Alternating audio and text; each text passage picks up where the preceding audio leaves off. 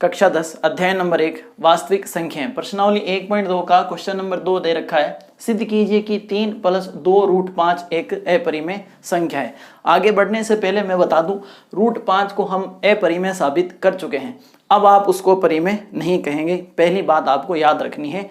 दूसरी चीज बताता हूं, पूर्णांकों के साथ आप कुछ भी करें, जैसे मैंने पूर्णांक लिया 2, उसमें जोड़ा 3, वापस आया 5, ये भी एक पूर्णांक है।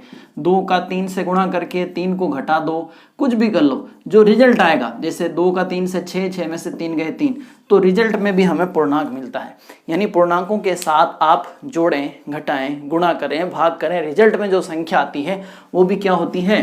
पूर्णांक। और सारे के सारे पूर्णांक परिमेय होते हैं। सारे के सारे पूर्णांक क्या होते हैं? परिमेय। तो ये चीजें आपको याद रखनी है। ये इसको शुरू करें, करने का तरीका वही रहेगा। सबसे पहले हम मानेंगे, माना कि 3 + 2 √5 एक परिमेय संख्या है। इसका उल्टा मानेंगे, परिमेय संख्या है। मान लिया अगर ये परिमेय संख्या है तो इसको आप P/Q के रूप में लिख सकते हैं।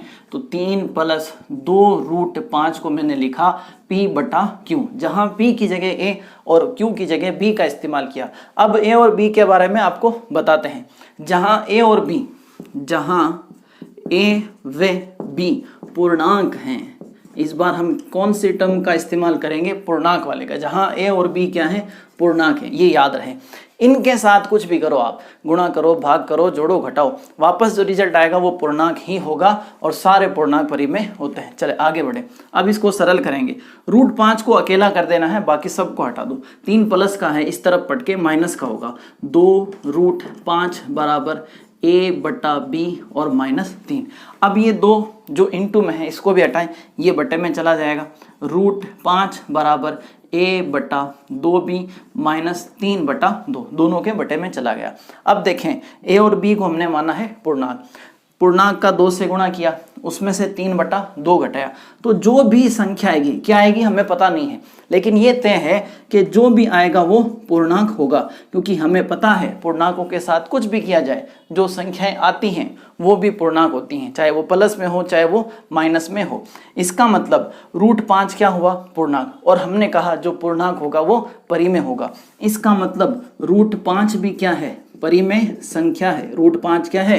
परिमेय है। लेकिन इससे पहले वाले क्वेश्चन में आपने √5 को अपरिमेय सिद्ध किया था, इसको आप परिमेय नहीं कह सकते, तो यहां विरोधाभास हो गया। अब हम लिखेंगे,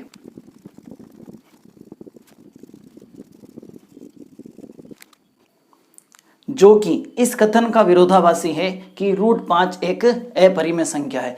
अभी आपके हिसाब से तो √5 पूर्णांक आ रहा है और सारे पूर्णांक परिमेय होते हैं, इसका मतलब √5 भी परिमेय है, लेकिन आपने इसको पहले अपरिमेय सिद्ध किया था, तो ये हो गया विरोधाभास। उसी को लिखा है जो कि इस कथन का विरोधाभासी है कि √5 एक अपरिमेय संख्या है। इसलिए या अतः हमारी कल्पना की 3 + 2 √5 परिमेय, हमने जो मान के रखा था कि ये परिमेय है वो तो हो गई गलत।